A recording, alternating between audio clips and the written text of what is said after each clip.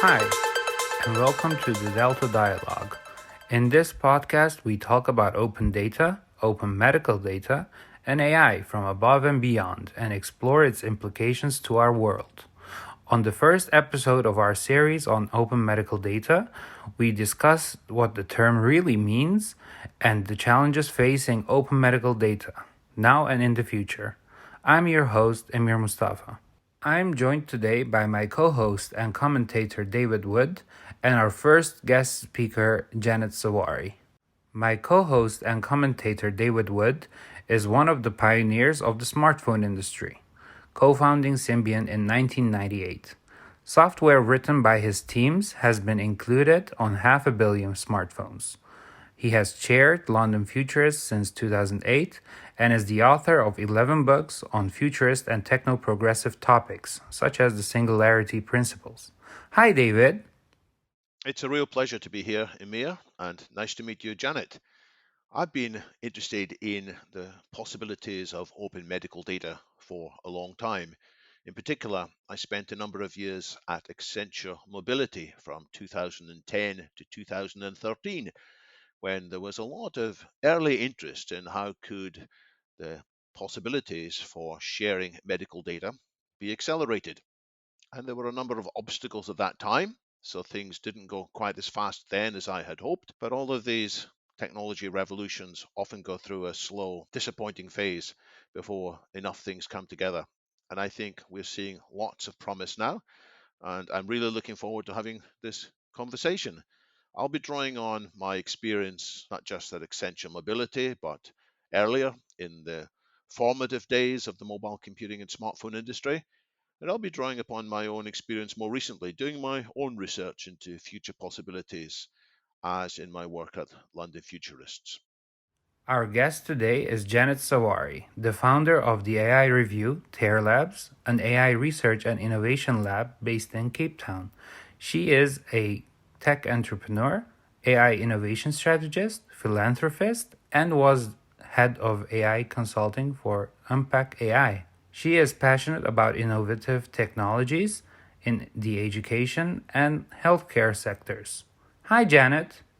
Well, basically, I founded a AI research and innovation lab that works on different solutions in the research space using AI to solve social impact challenges that we have on the continent.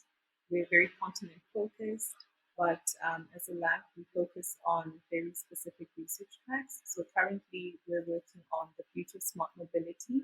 So you find that we're working on projects from vertical takeoff landing aircraft to semi-autonomy in public modes of transport, to optimizing surveillance in commercial modes of transport as well, and electrification of vehicles.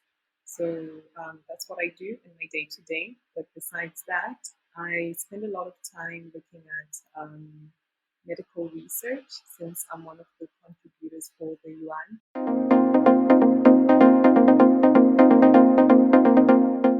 This open medical data is a very interesting topic, especially since recent times it's also been making the headlines.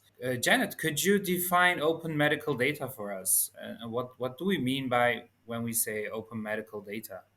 Absolutely. I think a number of people have different views about what open medical data actually is. But from my perspective, it's sort of when you think of GitHub, but for medical data. It's a cross-lateral sharing platform where different contributors can come and share data, and different individuals can come and have access to that data. There's no single ownership, and to some degree, it would sort of have areas that are restricted to certain individuals, but at least 90% of the platform would be open to everyone to share and access and contribute. Okay, and this kind of platforms, like in GitHub, it's mostly for coding. I have friends that are not even like that; they don't know anything about coding, and obviously these people they don't go on GitHub. So, by like this open medical data, what does it mean to actual individuals, and like how is that different for the masses? Sometimes, the perspective of a technical person assumes that everyone understands what we mean by all these references and terms. But to break it down to layman terms, or from a layman's perspective, is sort of think of a spider network or a spider web, where there are all these different spiders, contributors. They could be researchers, academic, doctors, private or public institutions, or adding different types of information about people's medical health to this spider web or network, and it will continue to grow and grow. And the advantage for that for individuals is being able to get better healthcare, get better services in the healthcare space as a result of all these different insights or knots. Once again, becoming technical nodes on the spider web. I don't know if that helps to break it down a little bit even more. Maybe. Well, I think, Janet, you've pointed out in some of your articles that there are benefits to individuals from this, because sometimes when we go for a medical treatment, our data isn't always there because we've had treatment from more than one medical provider, perhaps. So having all of this data available means that the people who are taking care of us in the hospitals, in the various medical surgeries, they will more readily know what possibly our allergies are, what our recent treatments have been, what complications there might be if they take us down various treatment routes. But isn't there a bigger thing than that? It's not just that as an individual, the doctors will know more about me. It's that various things become clear when you look at it from a population level, that you can see trends that will alert you to the fact that there are complications from treatments or that there are crossover connections. And sometimes we can anticipate these connections in advance, but sometimes the data surprises us and points out things that nobody really expected. But that's not possible unless that data is being shared. Is that what you have in mind, Janet? Absolutely. Once again, like I said, I do tend to get a bit too technical, and I always have this overview of the concepts I want to share. And I think coming back to what you just mentioned, David, that for the day-to-day person, it's knowing that when they go from doctor to doctor or hospital facility to another, even if it's in different countries, that their records will be there and they'll remain consistent, and people will be able to take track and get prescribed the correct kind of medicine or prescriptions. So far, we've covered the meaning of open medical data and how it works. Let's listen to Janet, founder of the AI review Tear Labs, on some of the challenges facing open medical data. Does this, in the more macro scale for the masses, it just practically means better healthcare, better services, as you mentioned. However, I mean, this all sounds really nice, of course. However, there are bound to be some challenges. I mean, it's not being done as much or on a scale that we want it to be like. What are some of the challenges actually for open medical data? The challenges that you have seen or faced, especially in different regions of the world. Janet, what do you think about the challenges?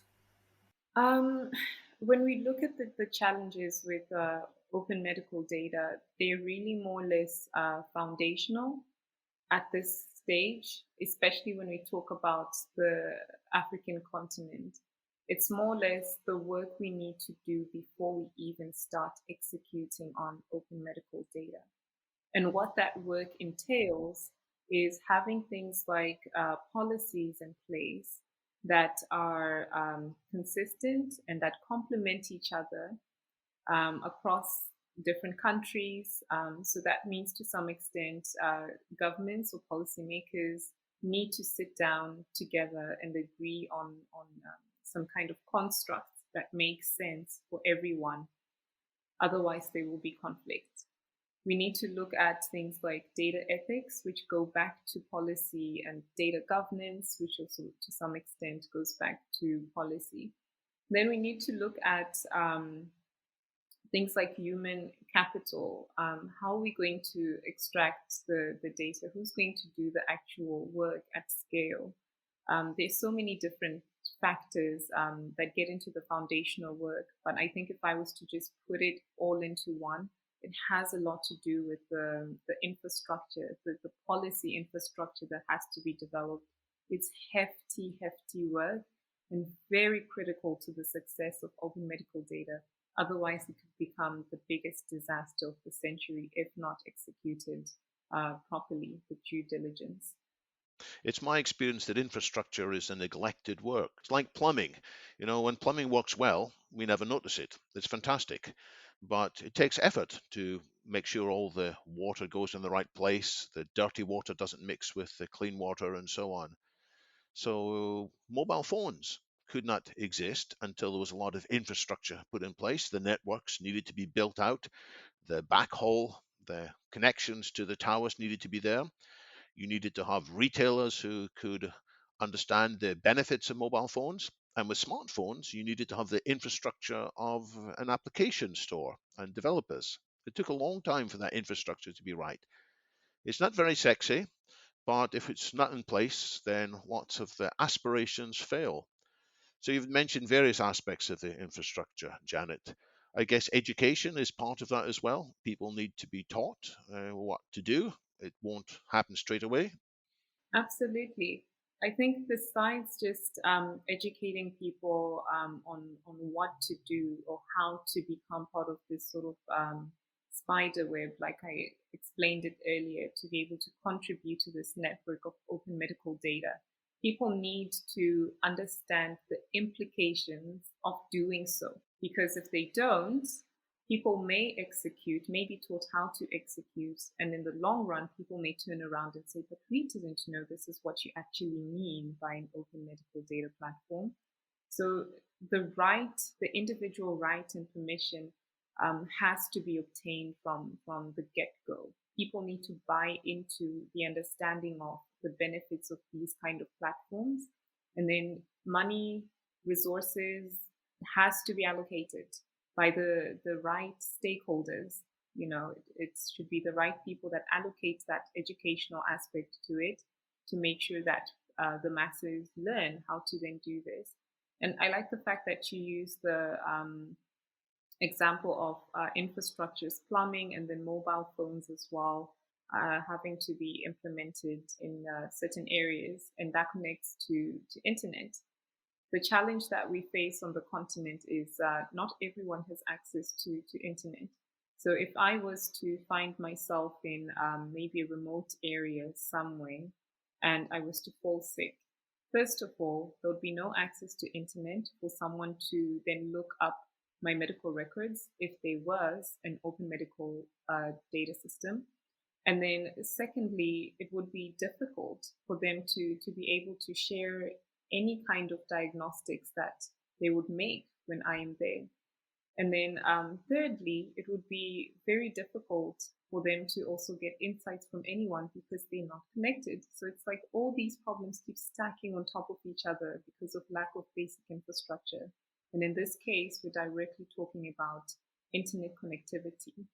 In some cases, possibly the connection could be helped with old fashioned technology, such as text messages, because sometimes when you can't get online, you can still send text messages. So I've seen some apps that had this fallback mechanism, but that's another aspect of infrastructure, but it's taking the reality as a baseline rather than just wishing it would be better. Like for plumbing and mobile phones, these examples, they are really good examples. But when we come to the part of the cost of this infrastructure, that's actually also one of the things I would like to know is that, I mean, we're talking about a massive undertaking here. And when you think about costs, like who's going to cover this? Because when you have like plumbing in your house, obviously you're the one that's paying for it, and it benefits you that in that way.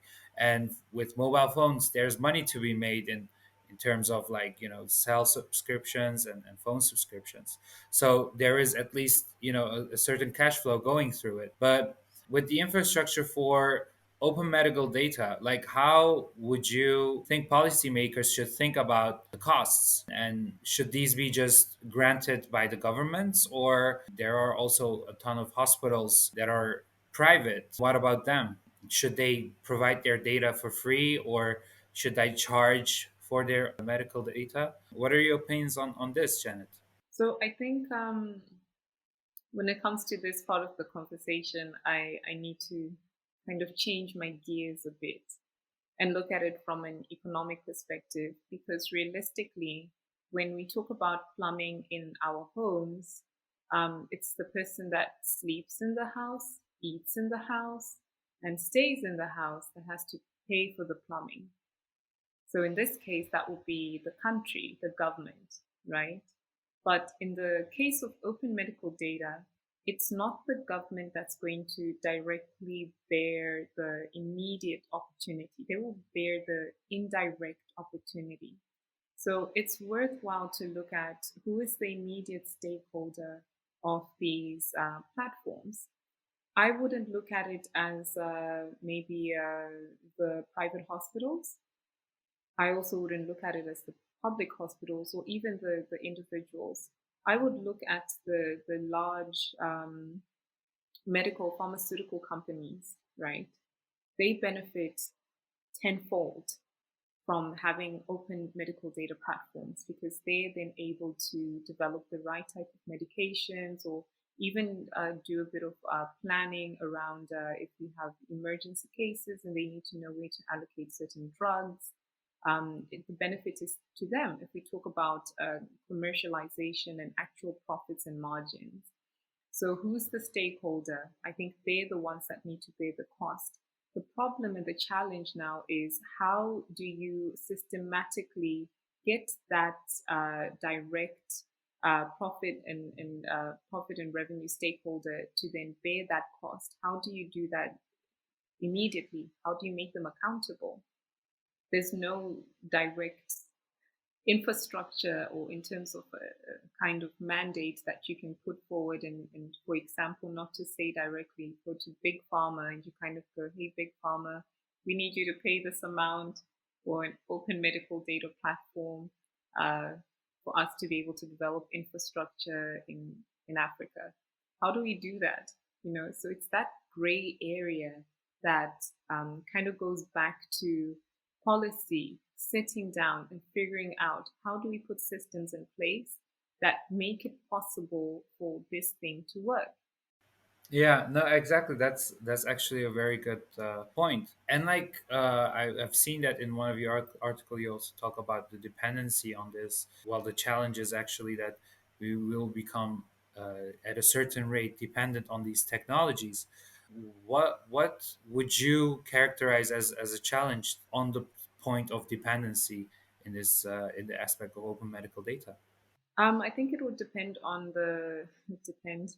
It would be based on who's the immediate stakeholder we're talking about in regards to dependency. But if it's your researchers, for example, I think it's highly dangerous if they would sort of rely on open medical data in the long run as a means to get data insight.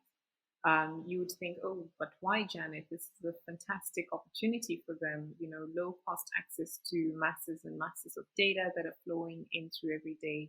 The problem with data is you could have it in volumes, you could have it in tons, but if it's not accurate, it's going to be a big problem. It could actually do more harm than good.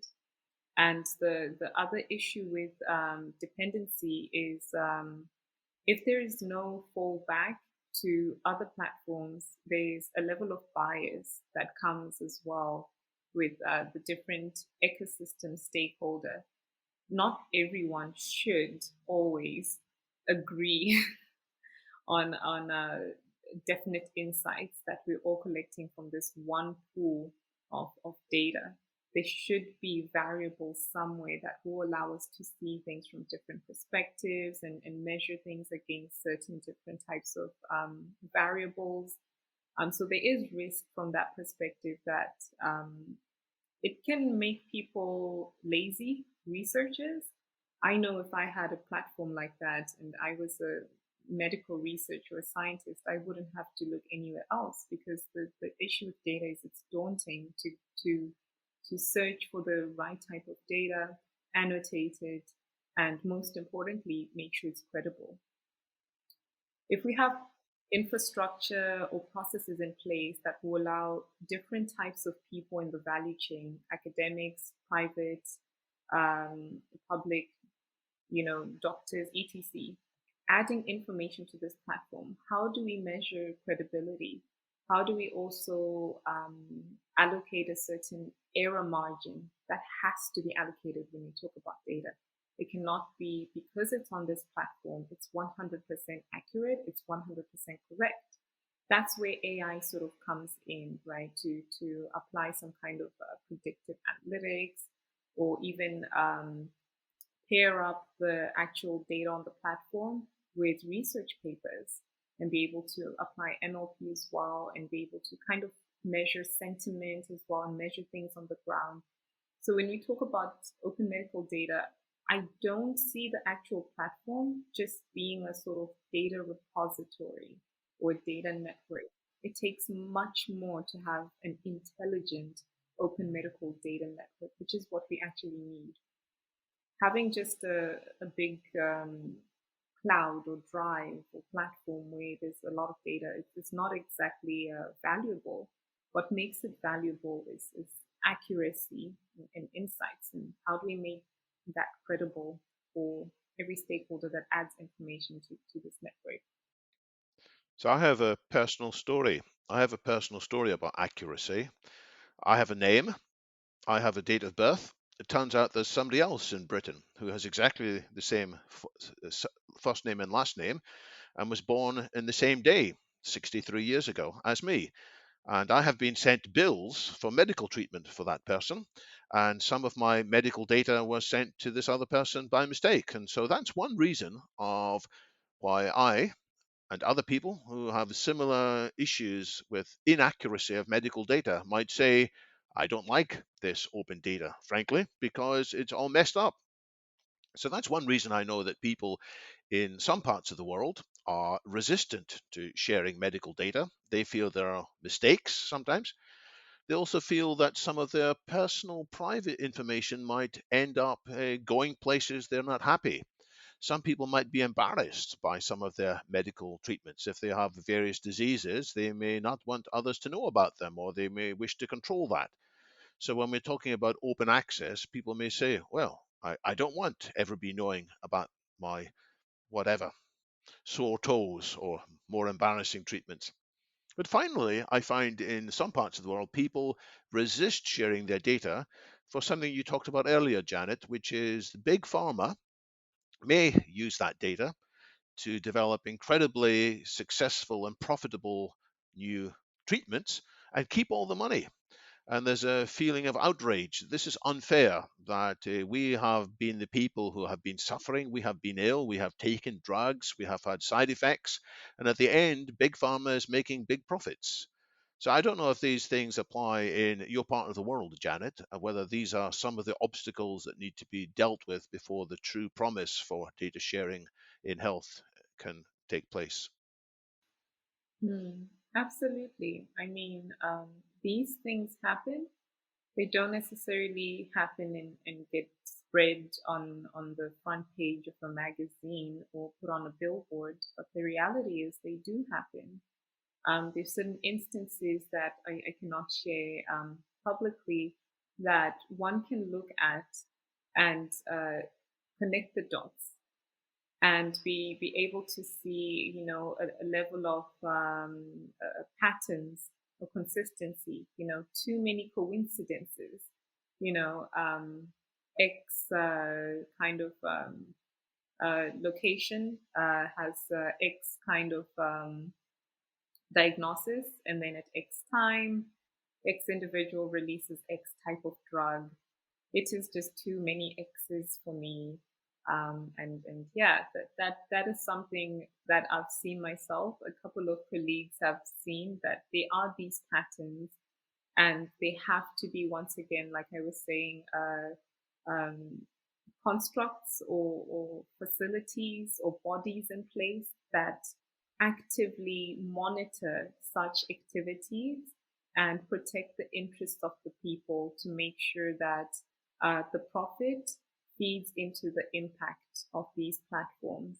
Because at the end of the day, I think when we talk about open medical data, the people that it will really benefit are the people whose voices are not heard, people who don't even have um, any know-how about this technology. People who cannot quickly go on Google and look up open medical data. Those are the masses that will be impacted by some of these technologies that we talk about. So, how do we hold those larger corporates or stakeholders accountable and make sure they fund um, the benefits or the infrastructure related to developing this? Okay, yeah. No, I mean that's actually a very handy way also to move on to the cost part. But then I've also, from news and from articles, we see that these big pharmaceutical companies, like, they have social programs. However, like, they seem quite redundant with reducing prices of, for example, even insulin, a very basic need of many people around the world.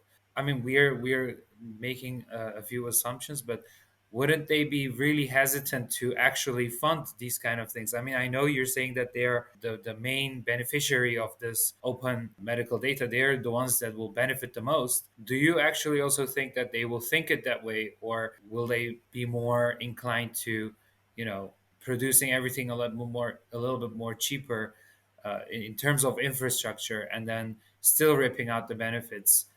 I wouldn't be able to make an assumption on, large pharmaceutical companies' sentiment towards this discussion. But what I would be able to comment on is that at some point it has to be done. So it's not a question of what, it's a matter of when. At some point they have to pay for infrastructure.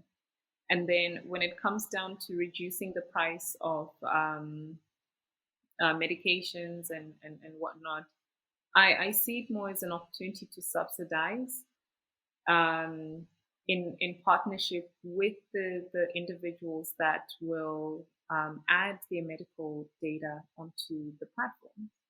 So that opens up a door or a seat at the table for even insurance companies, health insurance companies, to have a conversation and say, we can maybe offer X amount percent or X percentage off of your health insurance if you are on this open medical data platform. And as a result, you're also going to get better healthcare and etc. It's not a one-sided conversation. That the individuals, the consensus should be people should just put their data onto a platform and all's going to be well. Everyone needs to have skin in the game. Everyone needs to contribute somehow. And we need to all work in sort of this commune, shared value approach where they're doing a little bit of this, we're doing a little bit of that, and we move forward, all knowing the risks we need to undertake. But to put it all on big pharmaceutical companies would be extremely unfair because we all do have a sense of responsibility. It's just different levels. Yeah, no, and actually, I also wanted to ask something about, like, a bit more technical, especially when it comes to data. Let's go back to, like, when we defined open medical data. I think, what kind of data are we really talking about here? Like, are we because I have a personal anecdote. I was one of the firms I was working with before, and they worked in X-ray and all these kind of, like, photography, like X-ray pictures and like all of this, and they put it into cloud computing, and, like, they were a cloud platform where medical imagery could be stored at. But because I have worked with them, I know that medical imagery is a lot of data. I mean, it's one file can be, like, super huge. So this needs storage facilities, and even, like, a handful of, as I said, medical imagery is also, like, a ton of data. What kind of data are we talking about? Are these included? Are we talking about more on a textual basis? And if yes, if it's all if it encompasses all kind of data, medical data, like, how will we store this? Do you have any, well, any indication on at least like the data we are talking about? Like, what kind of data is it? And yeah, how do you think we should store it, to be honest? Because data centers, especially the country I'm from, Holland, is really popular destination for firms like Google and Facebook, etc., for their data centers. And they're basically taking up all the renewable energy sources, and that this is a whole other different discussion with like environment and its impact. But the storage and what kind of data are we talking about here? Do you have any opinion on that? Yes, absolutely. I think it's good that you contextualize the reality of data collection, and that there's different types of data, and that data within itself is storage intensive, and there are cost implications, heavy cost implications, and once again infrastructural implications related to that go back to all the way back down to energy. But focusing on the data, what I would see it as is this type of platform would need to develop different types of codes or keys to be able to read certain types of information of things like your X-ray scans. It's impossible for us to be able to get everyone's X-ray scan for arms and iris scans and all sorts of things, and then have them on this platform. It wastes data. But there are methods in place. There are ways that people can develop a key or a code whereby doctors or whoever's looking at insights can be able to get that translated once they pull that file from this kind of data pool. And if we to break it down to the type of data that would be required, first of all, I don't think this platform would be developed um, from 0 to 1 immediately, meaning that all the different types of data would sort of just come onto this platform at one time. It would be an incredible mess. I think it's data being deployed based on priority, or data being collected based on priority. So maybe basic things first would be set up onto this type of platform, and then build the data storage stack based on that. Otherwise, it would really be an executional mess if someone out there in Kenya is adding files and files of X-ray files, and then someone out there is adding maybe a name and a surname and an address, and then is adding some other different types of data. It has to be standardized and in phases. But yeah, without sort of reiterating, when it comes to the images, there are ways to take it from an image to a code or a key, or even a barcode that can sort of be extracted, and then you get what you're looking for. But it's cloud intensive.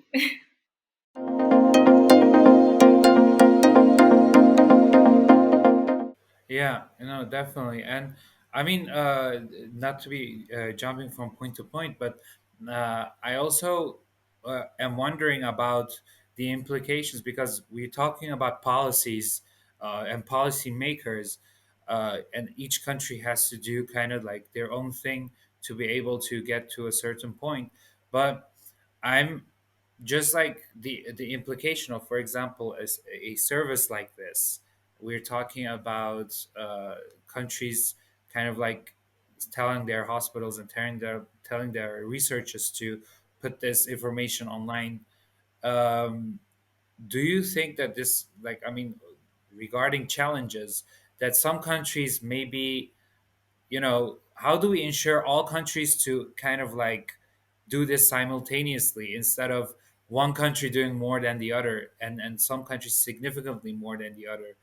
uh, and in addition to that question, do you think there also might be issues with certain embargoes? We know that certain websites are not available in different countries, and certain databases are not available in different countries. How do you think, or how do you propose we could we could kind of like, as a in a perspective of a policymaker, how do you think we could, go beyond that issue?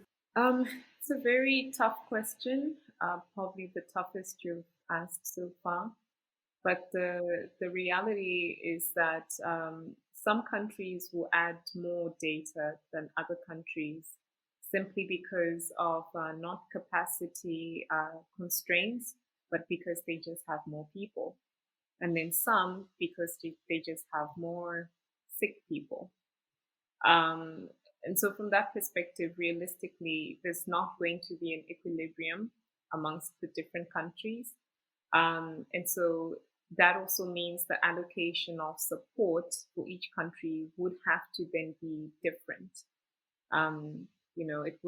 It shouldn't be the same logically. It wouldn't make sense if each and every country got, maybe if there was a stipend coming from somewhere with grant to, support the public medical sector to then be the ones to implement or input this data.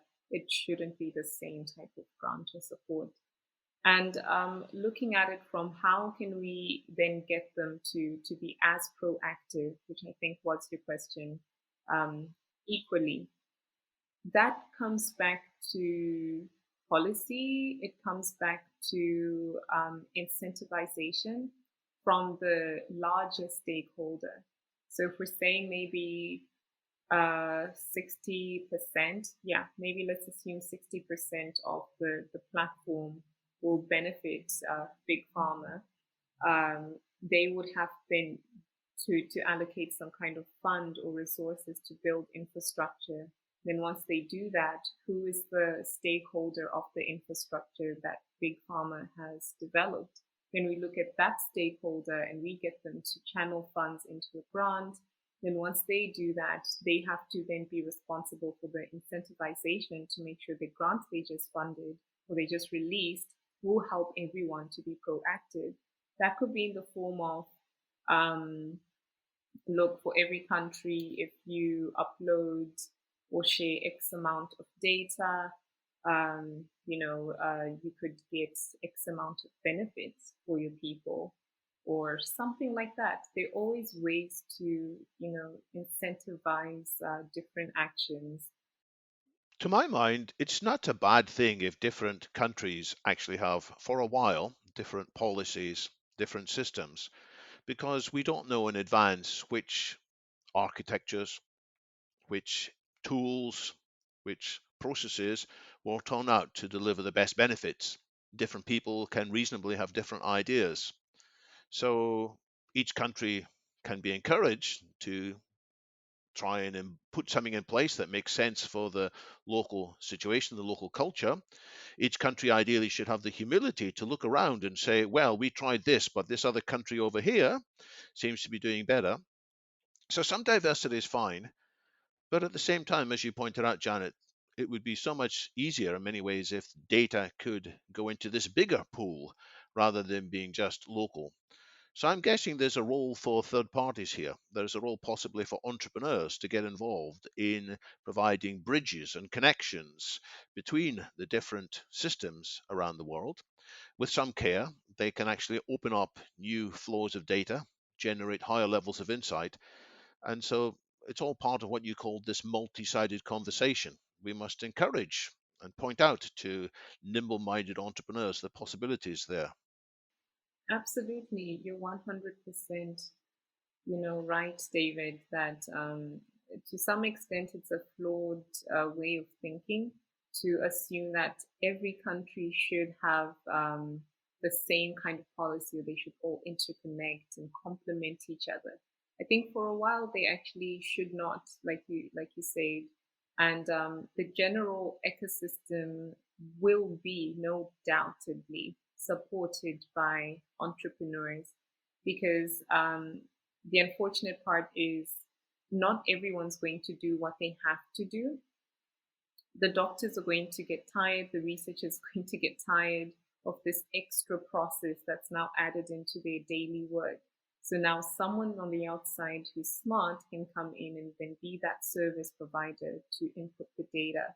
And from the government side, someone can look at other opportunities and see that, they're struggling to allocate the funds. Someone can come in as a third party and do the funding allocation and the due diligence or surveillance of how these funds are being managed in etc. So there's so many micro niche opportunities in between for entrepreneurs to make this a success. But there's certain roles which I still emphasize that can only be played by government and can only be played by policymakers and regulators that should not be put in the hands of entrepreneurs. Things like ethics and data governance should not be put in the hands of people that want to make money. Absolutely not. Yeah. No, that's I agree on that as well. I also wanted to ask like of the role of AI. I mean, we briefly touched upon the aspect of like keys and barcodes that you talked about, Janet. Do you think there is like a more a role of AI beyond just like data encryption, etc., data optimization, or would it have a more major role, play a more major role in this open medical data effort? Absolutely. I mean, when we think about the endless possibilities that can come out from implementing AI into any type of data set, the learning models that can come out of that, I immediately think of predictive analytics being probably the biggest advantage of leveraging this technology, simply because it means that if we were, let's say, in 2015 and we had this open medical data platform, we would probably have been able to predict things like maybe a pandemic or who knows, right? And maybe if we're even to take it back all the way to sort of 2020, if we had this kind of open medical data platform, there's a way that we could have actually tried to test out and predict the full implications of the COVID-19 pandemic, and would have been able to mitigate the risk, would have been able to plan better, would have been able to know who are the most vulnerable in society, because would have their records, would know exactly where they are, and will be able to sort of track individuals. But interesting enough, with the pandemic, just to digress a bit, with the pandemic, most governments opened up to the idea of medical platforms, because they wanted to track individuals who had been in contact with someone who had the COVID-19 virus. And as a result, it almost feels, in some sense, that we're already one foot in the door with the concept of an open medical data platform. Because here in South Africa, we already have a platform that's quite sophisticated that was developed during the COVID-19 pandemic. And I think that could be something that could be built on by the government. And then going back to how AI can actually be applied to maybe optimize value from this platform. Like I mentioned earlier, the data itself is just data until we manipulate it. And the risk in just having data in this open pool that has been contributed by different types of stakeholders who have different expertise, different interests on different days with different sentiment. I mean, there's definitely a margin of error, and AI can help reduce that margin of error and help us to kind of make the data more accurate by measuring it against a number of different parameters. So not just the actual data that people would upload onto the platform, but things like your research papers, things like work that's actually happening on the ground, that would need to be, input amongst other variables that I can't even imagine, as I'm not a medical professional. So there are all these things that we need to consider. But as an initial major opportunity, the ability to predict what could happen tomorrow based on today's information is a huge win. And that's where AI is going to play the biggest role. There are some big problems still with COVID. We're by no means out of the trouble. It's unclear why two people who seem to be in similar states of health, one of them has a very bad experience with COVID and may even die, whereas the other one hardly is affected. And then there's questions as to who gets long COVID or what types of long COVID. And having more data is something that humans could look at, but it's something almost certainly that AIs could look at as well. And an AI may spot things which we humans fail to spot. And it's going to require access to data. But I think you're right, Janet. There's an opportunity here that more people who may have been resistant in the past to data systems, who may not have seen the value of it, their views are being transformed by COVID because of all the tragedy that it's caused, all the heartache that's been caused, all the lives that have been lost. It's making people demand a hurry up. So I think you're right in one of your earlier remarks. This is not just an idle conversation. It's not just an opportunity for some companies to make some profits. It's a matter of life and death, and it's should be a societal priority. So I think what you're doing is incredibly important, raising awareness of this issue. Yeah, and in terms of awareness, I mean, obviously, right now, open medical data really does need a lot of awareness. As you know, like we moving from pandemic to pandemic, almost like, and people are more like in touch with what's going on. However, what I've seen also during the pandemic and afterwards is that, yeah, especially in the West, people have a lot of issues regarding privacy, and we've just talked. I mean, David has touched upon the matter of if someone has like a embarrassing treatment or something like this. How do we really actually stop this kind of privacy issues from appearing, or how do we stop? Like, for example, if there's a politician and he undergoes some treatment that, if known by other people, could hurt his vote count, something, something like this, or kids that can be, or people that can be bullied into, oh, you're having this issue, etc. Like, how do we combat that? How do we battle that kind of like sentiment? So I think this is also an area where, most people don't really have clarity in terms of how these platforms will sort of work. But there are different interfaces for different stakeholders. So if it's my data and I'm logging into this platform, I should be able to visibly and fully see and have access to all my information with full clarity. My name, my address, my village, blood type, my ex, everything, you know. But if it's someone else logging into the platform and they want to get Janet's data, they shouldn't be able to see certain information anyways, because it wouldn't necessarily be relevant to what they need to use it for. Big Pharma doesn't have to know my name and my surname. They don't need to know maybe my village. They might want to know because it's my origin. It affects a lot. But you know what I mean. So it's not necessarily the nitty gritties, especially when it's down to your name, your surname, your email address, stuff like that. It doesn't have to be known on this other interface with this other stakeholder that wants to extract value from this pool. But the risk then is in the scrupulous individuals that don't care about the sensitivities of data ethics. How do we then protect the platform from them? Because there are people who can be able to hack into that type of platform and release, the president's information, like you mentioned. And next thing we have chaos. Next thing there's a whole civil war because we just found out that maybe the president had COVID and or something. So it's stuff like that it's a two-sided coin. That yes, I have to input my profile with my full name, but when someone else accesses it, they don't have to, and quite frankly, they don't need to.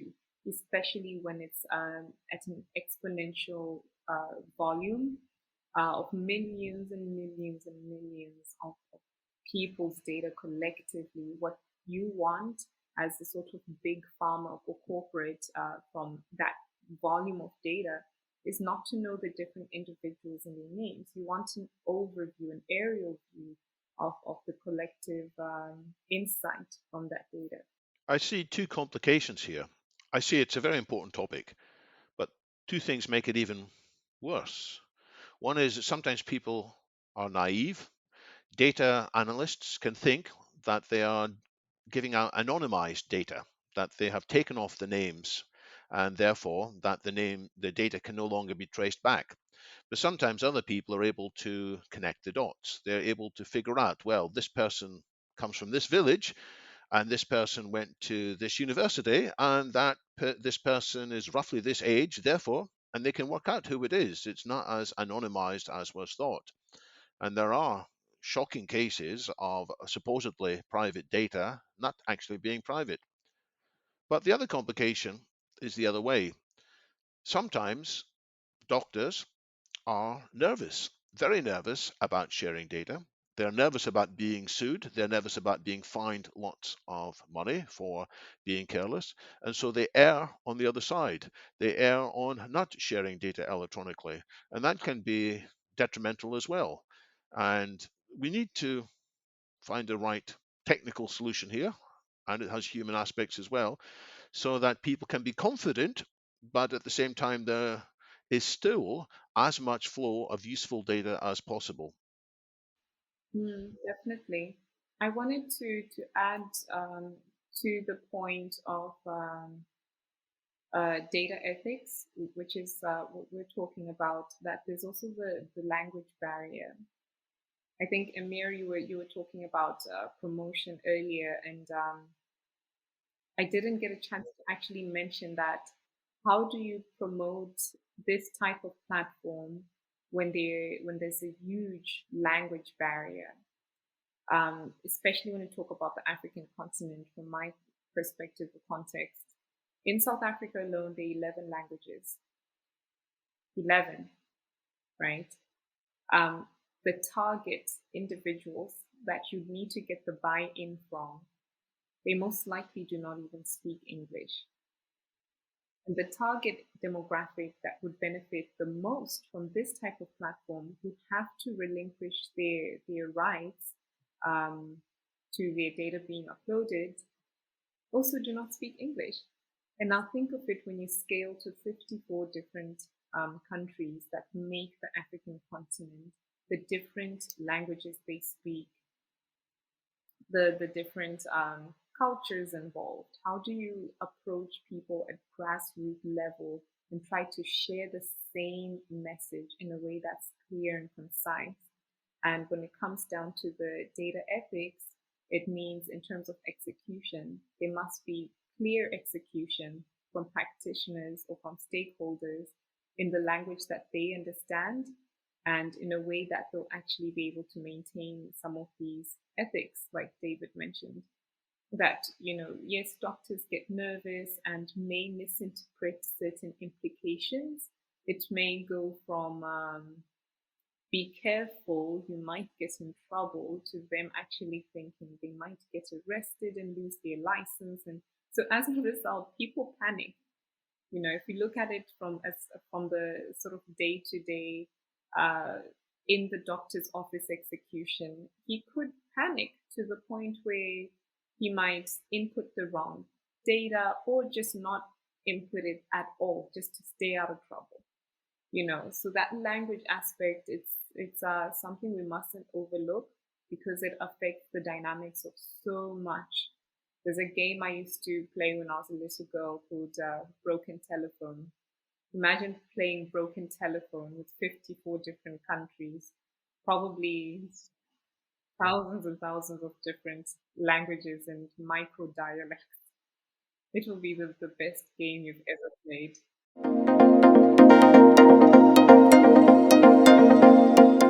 And aside from that, I think I have also read something that you wrote on that this kind of system is also anti-corruption, that it will help actually fighting corruption. But first, how? My second question would then be, how do we convince, according to statistics, corrupt governments to, to actually take part in this? Because then they would be like, why should I destroy myself? Why would they want to adapt to open medical data? Because I mean, policymakers, as you say, are very important in this process. One, how do we convince them? Number two is in general, how does this open medical data? I know that you mentioned the overinflated medical budgets, that they don't really go anywhere, etc. That this can help fight them. But then you also mentioned just right now that doctors could be just put the wrong information, or not the right correct information inside these kind of like databases. So how do you propose that it actually does help fight corruption? So, I mean, with technology, transparency is a must. It's easier to track things, right? It's easier to track where the money's going if we're assuming that some of these transactions would be on the actual open medical data platform. It's easier as well if we were to implement blockchain technologies. The open ledgers would immediately let us know who's doing what, who made this last transaction, and trace it all the way back to the first person, which is great, and which can help actually bring more people in, or buy more people into this idea of open medical data. Because the biggest challenge is there's a lack of transparency. Where does my data go? What do you use it for? So that openness and transparency will also sort of work as a double-edged stone. To when one stone hits two birds. So it'll work in that way. It'll work in that way, and our governments won't be able to be corrupt in such scenarios.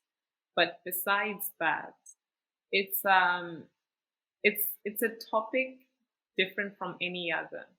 Going moving away from the AI or the tech or the platform. It's a topic unlike any other that everyone's eyes will be on the money. Everyone will want to see how is this going to get done. Have you ever tried to rob a bank when the entire world is watching? How do you do that? Exactly. So they'll have no option but to not rob the bank, please. They just have to, behave and let us do the right thing, or let the individuals or stakeholders who are involved do the right thing. I sort of think of this topic as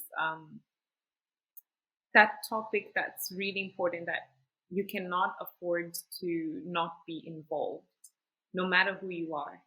You could be an individual, private, affluent, non affluent, whatever your stage in life, your organization, however you represent yourself in this conversation, but you have to be involved. So if at any point there's some form of corruption, it comes back and kind of bites the same corrupt people. It bites them back because it affects everyone. It will affect their families, it will affect their nation, it will affect their neighbors. But I think what I would like to say is my confidence in technology kind of reassures that this little to no opportunity for corrupt individuals to continue once we have an open medical data platform. Yeah. Maybe I can build on your metaphor. You have a wonderful metaphor of the two-edged stone. There's another metaphor that says that sunlight is the best disinfectant, electric light is the most efficient policeman. When there is sunlight, when people can see, then bad things are less likely to happen. So we're not talking about making all the medical data available for the whole world to see, but we are saying it should be put in such a way that audits can take place easily, And we can find out whether companies or governments are charging too much money. They're declaring more expensive treatments than was necessary and making lots of money for that. So that will help out. And each person may wish that they could tell a few lies and get away with it and hope that nobody else could tell lies. But frankly, most people do realize, as you said, Janet, that if there is lying and deception, eventually we all suffer from it. There are governments which have had lots of money taken out of their system. They thought they were spending lots of money building up their military, and it turns out that lots of money was sidetracked away and the military wasn't built up as expected. And now that country can see that it was actually not in their interest to have so much corruption around. So, but rather than relying just on human nature to win out, we can use AI and this open flow of data to drive people more onto doing the right thing, because if they behave badly they will be found out, and it's actually in all of our interests not to behave badly. It's in all of our interests not to drive too fast down the highway, because if we're driving too fast, other people may be driving too fast and we're more likely to be involved in a car crash that will kill us. So let's get this monitoring in place. Let's get this better transparency to at least the auditors, so that the flags can be raised quickly when bad practice is following and money is not going to the places which most deserve it. Absolutely. I love the metaphor.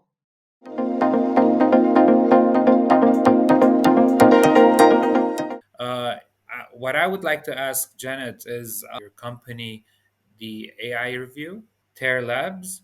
So what's next? What are you working on, and what do you think is the next step currently for open medical data and for yourself as well?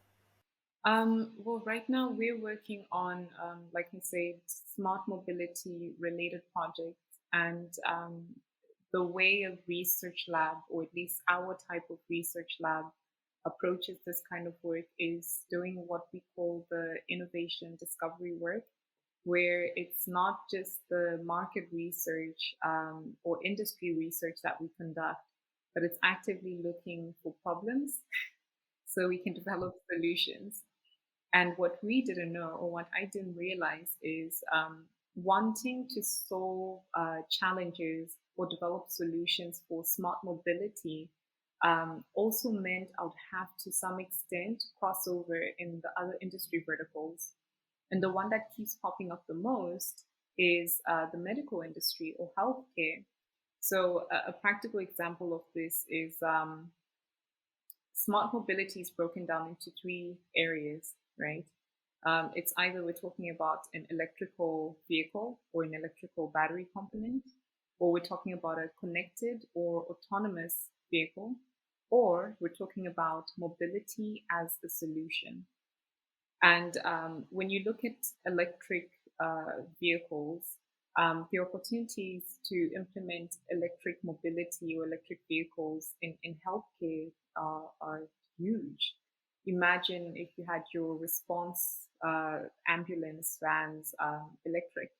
Like I mentioned, we're working on the VTOL jet, so that's vertical takeoff and vertical landing aircraft, more or less like your helicopter, but it's a full on passenger jet for 7 people. Imagine if that could be applied to emergency rescue missions as well. You know, that's an actual use case we have for this jet. And imagine if it was electrical. So it's stuff like that, applications like that that I see every day and sort of think, oh wow. Now let's take it a step further. If we then had a autonomous electric VTOL jet connected to an open medical data platform, what would then happen in such a scenario? What are the different types of little inventions that would complement this bigger thing? It means that we could have image recognition systems that are attached to the bottom of this aircraft that can identify specific individuals by name and record. If we're to have an emergency rescue mission and there's thousands and thousands of people and this aircraft is hovering over, but you do not know who's who, and all you can see is their faces. It sounds really futuristic and it sounds really far. And like I watch a lot of Star Wars, which I do, but this is really realistic stuff that we can make now. This is stuff we see in my line of work every day. And then when we look at connected or autonomous vehicles, once again, back to the use case of emergency response vehicles. Imagine if they were autonomous. Forget them being electric. Imagine if they were autonomous. If someone could get onto an app and literally call one or summon one to their home, and this pod arrives. Maybe there's a bunch of them somewhere, which means it's now also a mobility as a solution vehicle. And there are all these pods in the city, and they're just on standby. They're unmanned, they're autonomous, and they're just connected to different types of private and public health institutions. Imagine the possibilities for the elderly. Imagine the possibilities for those that can't afford emergency rescue vans. It'd be much cheaper and much more affordable if we had that kind of solution. So open medical data platforms, once again, can be plugged into that as an API of some sort that can then help this vehicle as it is to understand who just entered and where should I take them, given it's a worst case scenario, right? You just get in, sort of throw yourself in this pod, you're in dire need of assistance to just get to the nearest facility. And using image recognition, once again, figures out that's Janet. We need to take her there because her medical insurance is connected to this facility, or it's the closest one, or whatever. Yeah, that sounds really exciting. Well, we're looking forward to seeing those research come to fruition. Thank you, David. Do you have anything to add?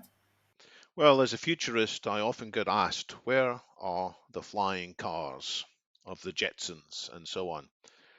It turns out there are many reasons we haven't got flying cars, but one of them is the drivers, the humans. It's hard enough to drive in 2 dimensions. If we were driving in 3 dimensions, it's even harder to not crash into each other. You'd have to look left and right and up and down in all kinds of other directions. But now with autonomous, self-driven flying cars, that part of the equation is taken out. And especially when it's coupled with a burning need, which is the urgent medical need to deal with things. I think this could tip over, and there's various technologies that have been bubbling under in this sense for a long time. It's been just about possible, but it hasn't come together. Well, it could be that this combination of needs, coupled with facial recognition used for the truly benevolent purpose of identifying the person who's sick and identifying some of their state as well, then I think this could go surprisingly quickly forwards. Not just drones, which can carry medical resources, which is already being used in various places, but can actually carry the sick person comfortably, reliably, to the place where they can get the timely treatment, which can make all the difference between life and death. Thank you for listening to the Delta Dialog. This episode is brought to you by the UN, a tech community focused on artificial intelligence in healthcare, machine learning, and related disciplines. I am Emir Mustafa, and see you next time.